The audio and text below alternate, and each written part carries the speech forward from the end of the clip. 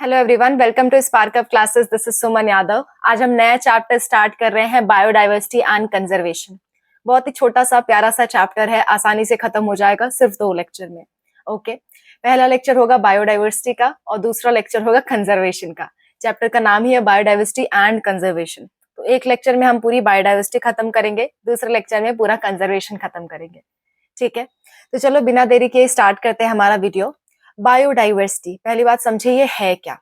ठीक है, बायोडाइवर्सिटी का मतलब होता है variety of living organisms present on earth. दुनिया पे, अर्थ पे जितने भी ऑर्गेनिज्म प्रेजेंट है वो उनकी कई सारी वैरायटी है। जैसे कुत्ते हैं तो कुत्ते को भी कई सारी वैरायटी है, बिल्ली है तो बिल्ली भी कई तरह की होती है। तो ये सब क्या है, वैरायटी ऑफ लिविंग ऑर्गेनिजम्स है। उसी को पूरा मिला करके हम कहते हैं बायोडाइवर्सिटी। मैं डेफिनेशन आपके लिए बिल्कुल लिख देती हूँ, क्योंकि ये डेफिनेशन के लिए आप लोग परेशान रहते हो। ऑफ कोर्स परेशान होना चाहिए, क्योंकि आपका बोर्ड का एग्जाम है। तो मैं लिख देती हूँ definition. So biodiversity is biodiversity is biodiversity is हाँ, variety of living organisms, variety of living organisms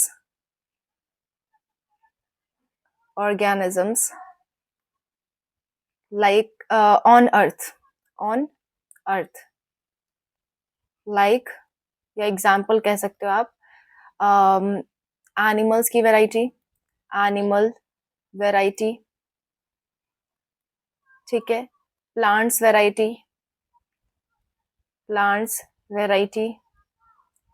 ये सब क्या है, ये सब आपकी वैरायटी ऑफ लिविंग ऑर्गेनिजम्स है अर्थ पे। अर्थ पे कितने तरह के लिविंग ऑर्गेनिजम्स हैं, उन पूरे को मिलाकर हम कहते हैं बायोडाइवर्सिटी ऑफ अर्थ, राइट। तो बायोडाइवर्सिटी की ये डेफिनेशन है, आप नोट डाउन कर लेना। बायोडाइवर्सिटी को 3 तरह से बताया जाता है, 3 फॉर्म में डाइवर्सिटी बताई जाती है, वो तीनों फॉर्म हम पढ़ेंगे। और कितनी टोटल अर्थ पे कितनी सारी डाइवर्सिटी है, कितनी सारी स्पीशीज है, उनके बारे में देखेंगे, राइट। तो चलो स्टार्ट करते हैं अपना मेन कंटेंट। हमने ये वाला पार्ट तो पढ़ लिया कि बायोडाइवर्सिटी की डेफिनेशन क्या होती है। अब मैं इसको मिटा रही हूँ और बताने जा रही हूँ कि अर्थ पे कितने ऑर्गेनिजम्स हैं टोटल। ठीक है, उसको देख लेते हैं एक बार। Delete, yes. अब देखो, अगर मैं बात करूं, एक ऑर्गेनाइजेशन होती है IUCN, इसका फुल फॉर्म है इंटरनेशनल यूनियन ऑफ, इसका फुल फॉर्म आप याद रखना बेटा, ठीक है, union of conservation of nature, conservation of nature. कभी कभी नेचर एंड नेचुरल रिसोर्सेज भी बोल देता है, तब भी सही है, कोई दिक्कत वाली बात नहीं है। IUCN एक ऐसी ऑर्गेनाइजेशन है जो दुनिया भर के जितने बायोडाइवर्सिटी है उसको कंजर्व कैसे किया जाए, कैसे बचाया जाए, इन सब पे काम करती है। तो IUCN में ने 2004 में एक डेटा निकाला था, जिसमें उन्होंने दुनिया भर की सारी स्पीशीज काउंट की थी। और उन्होंने कहा था कि पूरी दुनिया में 1.5 मिलियन से भी ज्यादा स्पीशीज हैं। Million, more than 1.5 million, more than 1.5 million species हैं पूरी दुनिया में। स्पीशीज इतनी स्पीशीज हैं जिन्हें डिस्कवर किया जा चुका है, यानी हम जानते हैं कि इतनी स्पीशीज हैं। और ऐसी बहुत सारी स्पीशीज हैं बेटा जिसके बारे में पता ही नहीं, क्योंकि बहुत सारे माइक्रो ऑर्गेनिज्म है जिसे आपके बारे में हमें मालूम ही नहीं। पहले कोरोना वायरस के बारे में हमें नहीं मालूम था, वो नया है, ठीक है। ऐसे ही बहुत सारे ऑर्गेनिज्म है जिनके बारे में हमें मालूम ही नहीं है। यानी कि बहुत सारी ऐसी स्पीशीज है जिनके बारे में हमें नहीं मालूम। जिनके बारे में मालूम है वो है 1.5 मिलियन। सोचो कितनी ज्यादा स्पीशीज है। 1.5 मिलियन, 1 मिलियन बराबर होता है 10⁹, यानी 1.5 के आगे आप 9 जीरो लगा दो। इतने सारे स्पीशीज हैं, ठीक है, इतनी सारी स्पीशीज हैं। इसकी गिनती आप करते फिर करोड़ों में आ जाएगा, ठीक है, कई करोड़ आ जाएंगे इसमें। इतनी सारी स्पीशीज है, कौन कहता है, IUCN कहता है। लेकिन एक साइंटिस्ट है रॉबर्ट मे, कौन है, रॉबर्ट मे, ये कहते हैं नहीं नहीं नहीं, 7 मिलियन स्पीशीज हैं। कितनी स्पीशीज हैं, 7 मिलियन, 7 मिलियन स्पीशीज हैं। ऐसा कौन कहता है, रॉबर्ट मे। तो कभी आपसे पूछे रॉबर्ट मे के अनुसार कितनी स्पीशीज हैं पूरी दुनिया में, तो आप कहोगे 7 मिलियन। और अगर नॉर्मली पूछ ले या IUCN का नाम लेके पूछ ले तो आप कहोगे 1.5 मिलियन। अगर किसी का नाम नहीं भी दिया तो भी आप 1.5 मिलियन लिखोगे। क्यों, क्योंकि IUCN ही मेन ऑर्गेनाइजेशन है, इसकी बात दुनिया भर में वैलिड है, ठीक है। तो इतनी बातें आपको याद रखनी है कि इतनी तरह की स्पीशीज है, ठीक है। अब इस स्पीशीज की जो डाइवर्सिटी है, जो बायोडाइवर्सिटी आप पढ़ रहे हो, ये डाइवर्सिटी 3 आधार पे बताई जाती है। वो तीनों आधार हम देखते हैं, ओके, तीनों बेस देखते हैं हम। इस पूरे को मैं मिटा रही हूँ। जैसे बायोडाइवर्सिटी आपसे क्वेश्चन कैसे पूछेगा मैं बता देती हूँ। आपसे आईयूसीएन का फुल फॉर्म पूछ सकता है, ये पूछ सकता है शॉर्ट आंसर में या फिर ऑप्शनल क्वेश्चन में।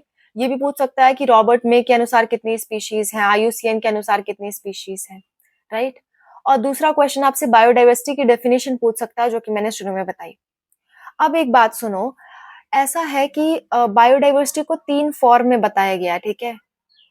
Form you can say biodiversity को कितने आधार पे, कितने बेस पे बांटा जाता है, तो base of categorisation of biodiversity, categorisation of biodiversity, biodiversity, ठीक है। बायोडाइवर्सिटी, बायोडाइवर्सिटी को 3 बेस पे बांटा गया है। पहला बेस है जेनेटिक डाइवर्सिटी, मतलब मैं बता रही हूँ, चिंता मत करो। Genetic diversity, diversity genetic diversity में क्या होता है, जीन के लेवल पे डिफरेंस, यानी कई सारी वैरायटी। जैसे मान लो एक मैंगो है, क्या है, एक मैंगो है, एक मैंगो है। मैंगो की कई सारी वैरायटी हो सकती है, आप जानते होंगे, दशहरी आम होता है, कपूरी होता है, एक लंगड़ा होता है, और सफेद आम होते हैं, बहुत सारे आम की वैरायटी है। तो ये क्या हो गया, जेनेटिक डाइवर्सिटी हो गई। किसी एक स्पीशीज की बहुत सारी वैरायटी बताना, वो क्या कहलाता है आपका, genetic diversity. So you can say the diversity of diversity of any species at genetic level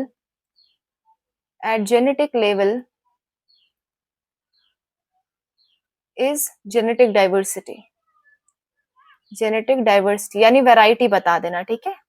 diversity, जैसे एक आम की कई सारी वैरायटी होती हैं। अगर मैं आपको काउंट बताऊं, तो मैंगो की 1000 वैरायटीज नोन है, अब तक मैंगो के 1000 वैरायटी है। आपने 4-5 या ज्यादा से ज्यादा 10 का नाम सुना होगा, लेकिन टोटल 1000 वैरायटीज है मैंगो की। ये बात आप ध्यान रखना, ठीक है। एक मालदा का आम होता है ना, बड़ा बड़ा वाला, एकदम येलो येलो होता है, सबसे पहले वही आम आता है। अम्रपाली आम होता है, बहुत सारे आम होते हैं बेटा, 1000 तरह की वैरायटीज हैं।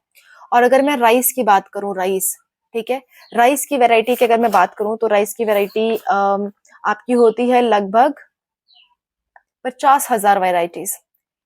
आपकी एनसीईआरटी में पहले एक जगह पे 1 लाख दे रखा है, पर वो चैप्टर आपका डिलीटेड है, तो आप 50,000 नोट करोगे। 50,000 वैरायटीज होती है राइस की, और 1,000 वैरायटी होती है मैंगो की। ये एग्जाम्पल हो गया जेनेटिक डाइवर्सिटी का, यानी एक ही स्पीशीज के कई सारी वैरायटी।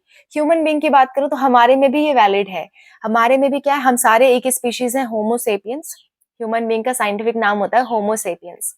हम लोग की भी कई वैरायटी है, पर हम लोग अपने आप को वैरायटी नहीं कहते हैं, रेस कहते हैं, ठीक है, रेस कहते हैं। तो ह्यूमन बींग्स की जो वैरायटी है, जैसे कि निग्रो लोग होते हैं, जो एकदम ब्लैक ब्लैक होते हैं, वो एक वैरायटी है, रेस कहते हैं उसको। ह्यूमन के रिस्पेक्ट में हम वैरायटी ना कह के रेस कहते हैं, बात एक ही है।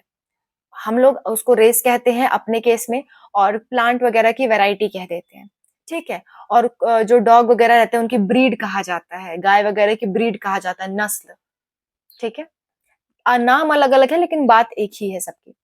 तो ह्यूमन बींग में निग्रो होते हैं, वो एक वैरायटी है, और हम लोग हैं वो दूसरी वैरायटी है। एक होते हैं जिनकी नाक ऐसे चिपटी होती है, चाइनीज लोग जो होते हैं, वो दूसरी वैरायटी है।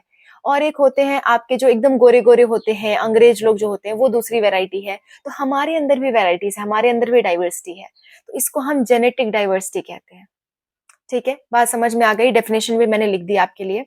दूसरी की बात करते हैं, दूसरा होगा आपका, मैं इस पूरे को मिटा देती हूँ, फिर मैं दूसरा बताती हूँ।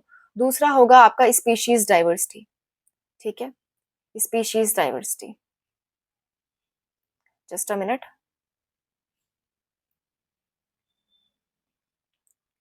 स्पीशीज डाइवर्सिटी, ठीक है।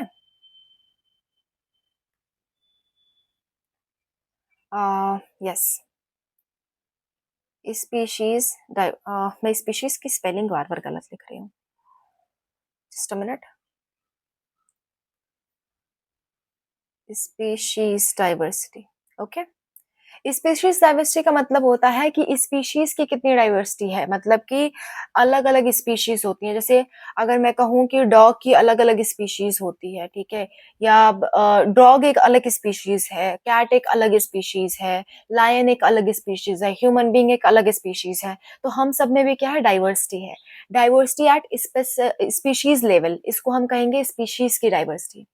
यानी एक ही नहीं देखेंगे, जैसे वहां पे क्या देख रहे थे, मैंगो की कितनी वैरायटी है, देख रहे थे डॉग की कितनी वैरायटी है, ह्यूमन बींग्स की कितनी वैरायटी है, लेकिन यहाँ पे देखेंगे अलग अलग स्पीशीज को, डॉग, कैट, ह्यूमन बींग, सबको, ये सारे क्या है, अलग अलग स्पीशीज है। तो स्पीशीज के लेवल पे डाइवर्सिटी, डाइवर्सिटी का मतलब होता है कई तरह के लोग, तो ठीक है, तो स्पीशीज के लेवल पे कितने तरह के स्पीशीज हो सकते हैं, वो आपकी species diversity. Okay, so diversity at specific level, diversity eight species level आप कह सकते हो, स्पीशीज लेवल इज क्या, इज योर स्पीशीज डाइवर्सिटी। तीसरी डाइवर्सिटी होती है आपकी इकोलॉजिकल डाइवर्सिटी, ये वाली दूसरी थी। तीसरी होती है इकोलॉजिकल डाइवर्सिटी। डाइवर्सिटी इसका क्या मतलब होता है, ये थोड़ा सा जगह से रिलेटेड होती है। जैसे इकोलॉजिकल डाइवर्सिटी का मतलब होता है कि किसी किसी जगह का इन्वायरमेंट इतना अच्छा है कि वहां पे बहुत सारी डाइवर्सिटी मिलेंगी, लेकिन किसी किसी जगह का इन्वायरमेंट इतना गंदा है कि वहां पे डाइवर्सिटी बहुत कम मिलेंगी। इसको हम कहते हैं ecological diversity due to different geographical area. मैं इसकी डेफिनेशन लिख देती हूँ फिर समझाती हूँ, ठीक है। डाइवर्सिटी और वेराइटी, डाइवर्सिटी को आप वेराइटी भी कह सकते हो, variety of species due to different geographical area, different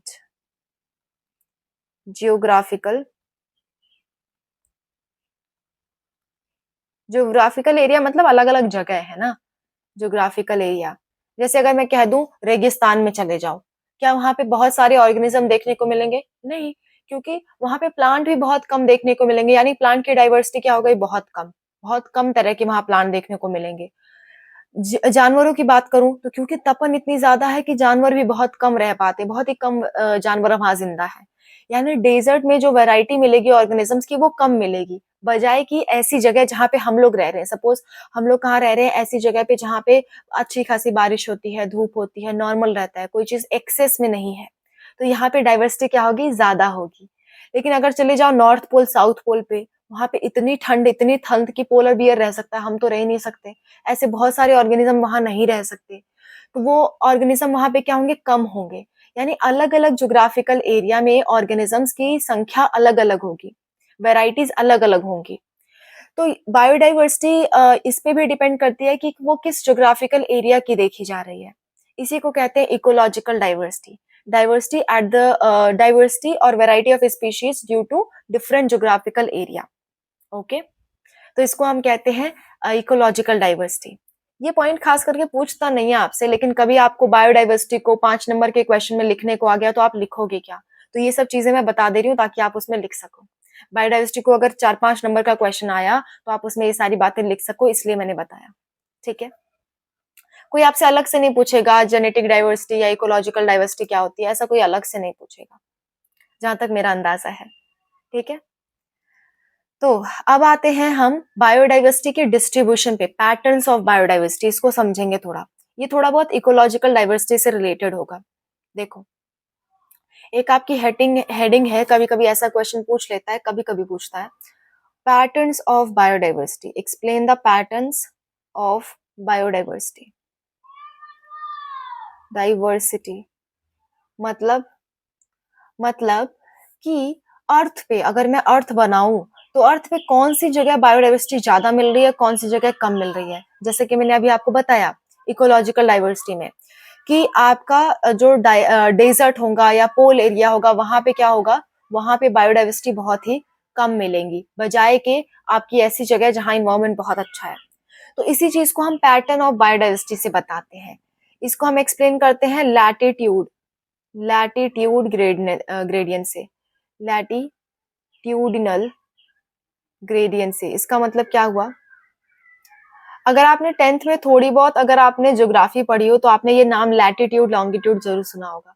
latitude मतलब होता है अगर ये अर्थ है तो लेटी हुई लाइंस, ऐसे कुछ लाइन होती है ना अर्थ पे, ऐसे कुछ लाइन हम दिखाते हैं, याद करो ज्योग्राफी, और ऐसे ऐसे कुछ लाइंस होती हैं, ठीक है। ये जो आपको खड़ी खड़ी लाइन दिख रही है इसको आप कहोगे लॉन्गिट्यूडनल लाइंस, लॉन्गिट्यूडिनल। और ये जो आपको लेटी हुई दिख रही है, मैं इसको येलो कलर से थोड़ा बहुत कर देती हूँ, ये वाली, ठीक है, ये लेटी हुई वालों को आप क्या कहोगे, इन्हें आप कहोगे लैटिट्यूडनल्स, लैटिट्यूडिनल लाइंस। तो देखो लॉन्गिट्यूड ज्यादा फर्क नहीं डालता है बायोडाइवर्सिटी पर लैटिट्यूड फर्क डालता है, क्योंकि यहाँ पे क्या है, यहाँ पे सपोज कर लो नॉर्थ पोल है, नॉर्थ पोल है, और यहाँ पे क्या है, साउथ पोल है, साउथ पोल है। तो जैसे जैसे पोल की तरफ बढ़ते जाते हैं, जैसे जैसे पोल की तरफ बढ़ते जाएंगे बायोडाइवर्सिटी कम होती जाएगी, क्योंकि पोल बहुत ही ठंडा इलाका है, वहां बायोडाइवर्सिटी ज्यादा नहीं रह सकती। सो जैसे जैसे पोल की तरफ बढ़ते हैं, as we move towards pole, as we move towards pole, the biodiversity, just a minute, as we move towards pole, the biodiversity decreases। जैसे जैसे पोल की तरफ हम जाएंगे बायोडाइवर्सिटी कम होती जाएगी, डिक्रीज होती जाएगी। क्यों? क्योंकि पोल बहुत ही ठंडे इलाके हैं, वहां बायोडाइवर्सिटी ज्यादा नहीं हो सकती, राइट। सबसे ज्यादा बायोडाइवर्सिटी कहाँ होगी, इक्वेटर के पास। इक्वेटर मतलब अर्थ के बीचों बीच वाली लाइन पे, इसको कहते हैं इक्वेटर। यहीं पे सबसे ज्यादा बायोडाइवर्सिटी होती है बेटा, ठीक है। सबसे ज्यादा तरह के ऑर्गेनिज्म कहाँ मिलते हैं, इक्वेटर के पास। इक्वेटर पे एक फॉरेस्ट है बेटा, उस फॉरेस्ट को हम कहते हैं अमेज़न रेन फॉरेस्ट। क्या कहते हैं, अमेज़न रेन फॉरेस्ट। इक्वेटर पे एक फॉरेस्ट होता है जिसे हम कहते हैं अमेज़न रेन फॉरेस्ट। ये दुनिया का सबसे बड़ा फॉरेस्ट है, और ये पड़ता कहाँ है, कौन सी कंट्री में, साउथ अमेरिका में पड़ता है, साउथ अमेरिका में पड़ता है, ठीक है। ये दुनिया का सबसे बड़ा फॉरेस्ट है, और इसमें सबसे ज्यादा बायोडाइवर्सिटी मिलती है, मैक्सिमम बायोडाइवर्सिटी मिलती है, मैक्सिमम बायोडाइवर्सिटी। ऐसी और कोई जगह नहीं है जहां इसके जितना बायोडाइवर्सिटी मिले, ठीक है। यहाँ पे अगर एग्जांपल मैं बताऊं अमेज़न रेन फॉरेस्ट की बायोडाइवर्सिटी, यहाँ पे आपकी अगर मैं आपको रिकॉर्ड बताऊं, 1,25,000 तरह के इनवर्टिब्रेट्स मिलते हैं। इनवर्टिब्रेट्स कीड़े मकोड़े जो केचुए वगैरह होते हैं उनको इनवर्टिब्रेट्स कहते हैं, इनवर्टिब्रेट्स मिलते हैं, ठीक है। 1,25,000 तरह के, सोचो, ये नहीं कह रही हूँ 1,25,000 मिलते हैं, 1,25,000 तरह के मिलते हैं। सोचो एक तरह का कितना ज्यादा होगा, और फिर उसी के मतलब अलग अलग 1,25,000 तरह के। अगर मैं ह्यूमन बींग्स की बात करूं, ह्यूमन बींग्स को एक वैरायटी काउंट करूं, तो सोचो ह्यूमन बींग्स कितने सारे हैं, और हम सब एक तरह के हैं, एक स्पीशीज के हैं। कीड़े, अगर मैं कीड़ों की बात करूं तो मधुमक्खी एक एक तरह का कीड़ा है, और मधुमक्खी कितनी सारी होती होंगी। ऐसे ही 1,25,000 तरह के इनवर्टिब्रेट्स हैं, एक एक उनमें से जो होंगे वो कितने सारे होंगे। तो सोचो कितनी ज्यादा लोग प्रेजेंट है वहां पे अमेज़न रेन फॉरेस्ट में। ये तो सिर्फ इनवर्टिब्रेट्स की बात हुई। 427 तरह के मैमल्स और एम्फीबियंस मिलते हैं, मैमल्स भी 427 तरह के, एम्फीबियन भी 427 तरह के, ठीक है। एम्फीबियंस मिलते हैं, 3,000 तरह की, 300 तरह की मछलियां मिलती हैं, 3,000 या 300, जस्ट लेट मी सी, 3,000 तरह की, 3,000 तरह की फिशेज मिलती हैं, मछलियां, क्योंकि वहां पे रिवर भी है, बहुत बड़ी बड़ी रिवर है जिसको आप रिवर नहीं, लेक है, जिसको आप अमेज़न रिवर या अमेज़न लेक कहते हो। लेक मतलब झील है ना, तो उसमें क्या होती है, 3,000 तरह की मछलियां भी पाई जाती हैं। तो बहुत ही मतलब बहुत ही बड़ी जगह है ये अमेज़न रेन फॉरेस्ट, और यहाँ पे इतनी बारिश होती है, इसी वजह से इसको रेन फॉरेस्ट कहते हैं। इतनी बारिश होती है, इतनी बारिश होती है, दिन में लगभग 2-3 बार बारिश होती है हर दिन, जिसकी वजह से वहां पे बहुत ज्यादा अच्छा इन्वायरमेंट रहता है, और आराम से बहुत सारे स्पीशीज के लोग वहां रह सकते हैं, सुइटेबल तरह से रह सकते हैं। और इनको एवरग्रीन फॉरेस्ट भी कहते हैं। क्या कहते हैं, एवरग्रीन। क्यों एवरग्रीन फॉरेस्ट कहते हैं, क्योंकि ये हमेशा हरे भरे रहते हैं, इनमें पतझड़ आता ही नहीं। पतझड़ क्यों आता है, जब प्लांट के अंदर खाने पीने की कमी आती है तब पतझड़ का मौसम आता है, वो अपने पत्ते झड़ देते हैं ताकि उन्हें खाने की पूर्ति ज्यादा ना करनी पड़े, ठीक है? जितने ज़्यादा पत्ते रहेंगे उतने ज़्यादा उनको खाना पहुँचाना पड़ेगा, इसीलिए पतझड़ आता है। लेकिन अमेज़न रेन फॉरेस्ट में ऐसा मौका कभी आएगा नहीं क्योंकि पर्याप्त खाना है उनके पास, कोई कमी ही नहीं है, एकदम लुफ्त वाली ज़िंदगी उठाते हैं वो। तो वो है आपका अमेज़न रेन फॉरेस्ट। सो ये लैटिट्यूडनल ग्रेडियंट, लैटिट्यूड की जो लाइन्स हैं, उसके अनुसार हम बायोडायवर्सिटी का डिस्ट्रीब्यूशन देख सकते हैं। यानी लैटिट्यूड के अनुसार बीच वाला जो रेखा है लैटिट्यूड की इक्वेटर, वहाँ पे बायोडायवर्सिटी बहुत ज़्यादा है। जैसे-जैसे लैटिट्यूड में हम ऊपर बढ़ते जाएँगे या नीचे आते जाएँगे पोल्स की तरफ, वैसे-वैसे क्या होगी बायोडायवर्सिटी डिक्रीज़ होंगी। ये पॉइंट आप लिख सकते हो अगर आपसे पूछे पैटर्न ऑफ बायोडायवर्सिटी में तो। दूसरा पैटर्न हम डिसाइड करते हैं एरिया के आधार पे और इसको एक साइंटिस्ट ने बताया था अलेक्जेंडर वॉन हम्बोल्ट। उनके बारे में ज़रा पढ़ लेते हैं। ये लास्ट टॉपिक है आज के लेक्चर का, उसके बाद हम उसे खत्म कर देंगे, ठीक है? देखो, एक और चीज़ दिया जाता है species area relationship. Species area relationship, relationship, ship. पहले ऐसा सोचा जाता था बेटा कि अगर कोई ऑर्गेनिज्म है, उसको अगर पर्याप्त जगह दे दी जाए तो रिप्रोडक्शन करके फैलता जाएगा, फैलता जाएगा, फैलता जाएगा। लेकिन एक साइंटिस्ट आए Alexander von Humboldt, Alexander von Humboldt. इन्होंने कहा ऐसा नहीं है। इन्होंने एक्सपेरिमेंटली इस चीज़ को फाइंड आउट किया कि आप कितना भी एरिया बढ़ा दो, तो स्पीशीज़ शुरुआत में तो बहुत बढ़ेंगी लेकिन एक समय ऐसा आ जाएगा जब उनके बीच कॉम्पिटिशन होने लगेगा या कोई भी ऐसी वजह आ जाएगी जिसकी वजह से उनकी ग्रोथ क्या हो जाएगी, थम जाएगी। कोई भी स्पीशीज़ अनंत तक नहीं बढ़ सकती। जैसे ह्यूमन बीइंग्स हैं तो वो अनंत तक नहीं बढ़ सकते, कुछ ना कुछ उन्हें रोकने वाला आ जाएगा। जैसे हमारी जनसंख्या बहुत ज़्यादा बढ़ रही थी, कोरोना वायरस आ गया, रोक दिया। बहुत सारी चीज़ों को रोक दिया, बहुत सारे लोगों की डेथ हो गई। मैं नहीं कह रही ये सही है, लेकिन नेचर कुछ ना कुछ ऐसा करती है जिसकी वजह से हर स्पीशीज़ कंट्रोल में आ जाती है, अनकंट्रोल नहीं होती। अदरवाइज़ नेचर को बहुत नुकसान होगा। ह्यूमन बीइंग्स ने वैसे ही तबाही मचा रखी है, हर चीज़ को नुकसान पहुँचाते हैं हम लोग, ठीक है? अगर कहा जाए दुनिया में सबसे बुरा जीव कौन है तो ह्यूमन बीइंग्स ही है, क्योंकि नेचर को अगर सबसे ज़्यादा कोई नुकसान पहुँचाता है ना तो हम लोग पहुँचाते हैं, जो कि सही नहीं है। ऐसा करना नहीं चाहिए पर क्या करें? खुद ही देख लो यूक्रेन और रूस के बीच में वार छिड़ा हुआ है साल भर से, 1.5 साल हो गए वार छिड़ा हुआ है। कितना एनवायरनमेंट को नुकसान हो रहा है, कितना पॉल्यूशन हो रहा है, कितना इकोनॉमिक खत्म हो रही है, ठीक है? और भी लोग लड़ाई पे तुले हुए हैं, इतना पॉल्यूशन हम लोग फैला रहे हैं, पर डे कितनी गाड़ियाँ चलती हैं, कितना पॉल्यूशन होता है। तो नेचर को सबसे ज़्यादा हम लोग नुकसान पहुँचा रहे हैं। तो नेचर हमेशा कुछ ना कुछ ऐसा करती है जिसकी वजह से चीज़ें कंट्रोल में आ जाए, ओके? तो ऐसा कहा था अलेक्जेंडर वॉन हम्बोल्ट ने, उन्होंने एक ग्राफ दिया था और उस ग्राफ का इक्वेशन हमें याद रखना है, मेन हमारा मकसद यही है। देखो उन्होंने कहा सपोज कर लो स्पीशीज हम इस एक्सिस पे रखते हैं, स्पीशीज, और यहाँ पे हम लिख देते हैं एरिया, ठीक है? एरिया, स्पीशीज और एरिया हम लिख देते हैं। आई एम सॉरी, मैंने यहाँ पे एरिया मुझे लिखना चाहिए था, जस्ट अ मिनट, मैंने उल्टा लिख दिया बातों बातों में। यहाँ पे हमने क्या बना दिया, एरिया, और यहाँ पे क्या बना दिया, स्पीशीज, स्पीशीज, ठीक है? तो ये कहेंगे ग्राफ कुछ ऐसा आपको नजर आएगा, मतलब स्पीशीज एरिया के साथ बढ़ेगी लेकिन एक समय ऐसा जाएगा जब स्पीशीज क्या होगी, रुक जाएगी, थम जाएगी स्पीशीज की ग्रोथ, ठीक है? और इस कर्व का उन्होंने इक्वेशन दिया। देखो बेटा हर एक लाइन और हर एक कर्व का इक्वेशन होता है मैथमेटिकल, इसमें हमें बहुत ज्यादा डूबना नहीं है, बस इतना जान लेना है कि इन्होंने क्या इक्वेशन दिया था। तो इनका इक्वेशन था S is equal to C A Z. अब ये क्या होता है समझते हैं।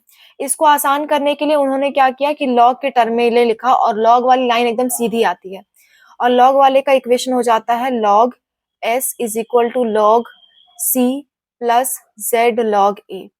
प्लीज इस इक्वेशन को याद रखना। आपसे पूछा अलेक्जेंडर हम्बोल्ट ने कौन सा इक्वेशन दिया था, तो आप यही वाला मेनली लिख के आओगे, ठीक है? इसमें लॉग एस क्या है, एस है स्पीशीज रिचनेस, कितनी ज्यादा स्पीशीज है, स्पीशीज रिचनेस, ठीक है? जेड है आपका स्लोप ऑफ लाइन, लाइन का एक ढाल है ना, एक स्लोप है, स्लोप मतलब कितने कितने एंगल पे वो नीचे वाले एक्सिस से झुका हुआ है, कितने एंगल पे झुका हुआ है, उसको स्लोप कहते हैं।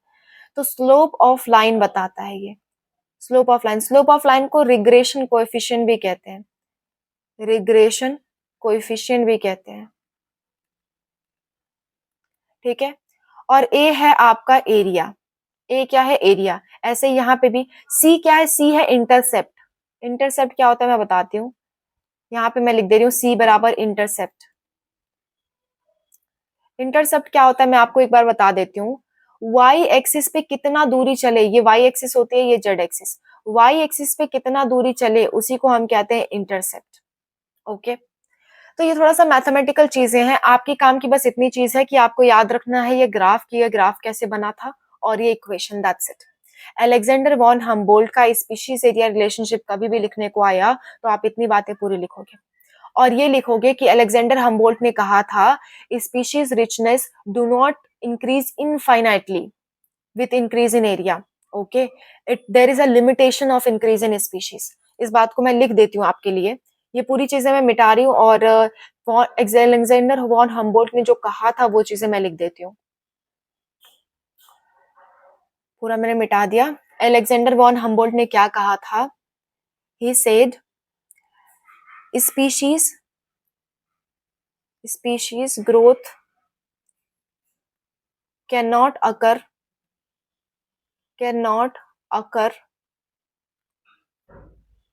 to infinite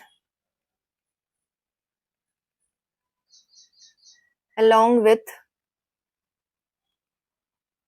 increase in area.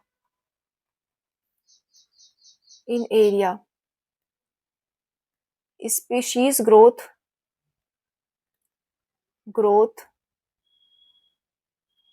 is limited to a certain reason.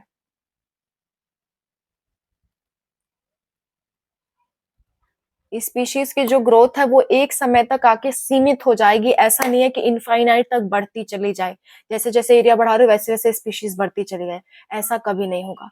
ऐसा कहा है अलेक्जेंडर वॉन हम्बोल्ट ने। कुछ ना कुछ ऐसा रीजन आ जाएगा जिसकी वजह से स्पीशीज ग्रोथ एक समय पे आके रुक जाएगी, ऐसा कहा था अलेक्जेंडर वॉन हम्बोल्ट ने। तो आज हमने क्या पढ़ा? आज हमने पढ़ लिया बायोडाइवर्सिटी क्या होती है। ठीक है, बायोडाइवर्सिटी किन किन आधार पे बताई जा सकती है, जैसे कि जेनेटिक डाइवर्सिटी, स्पीशीज और इकोलॉजिकल डाइवर्सिटी। तीसरी बात हमने पढ़ी अलेक्जेंडर वॉन हम्बोल्ट ने क्या कहा था, इससे रिलेटेड पूछ सकता है। इसी को दूसरे क्वेश्चन के फॉर्म में पूछ सकता है कि स्पीशीज एरिया रिलेशनशिप क्या है, ग्राफ के थ्रू बताओ। तो आपको ग्राफ बना के इक्वेशन दिखा के बताना है और ये भी बताना है अलेक्जेंडर वॉन हम्बोल्ट ने ये कहा था।